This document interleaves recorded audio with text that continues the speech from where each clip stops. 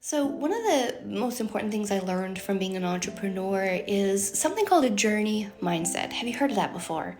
So, what is a journey mindset? Well, it's the understanding that going for goals is much more than just the goal itself. And it's actually learning to value and appreciate the each step in the journey. So I learned this from entrepreneurship because when I first started, I had this big ambitious goal to make just like enough to replace my job and then quit.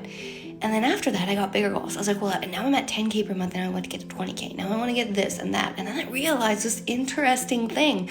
No matter how many things I did or accomplished, I wanted more. And part of the learning journey has really been, you know what, I realize now I'm never going to reach the end goal, and I have to focus more on how do I really just treasure and enjoy this journey. So I hope that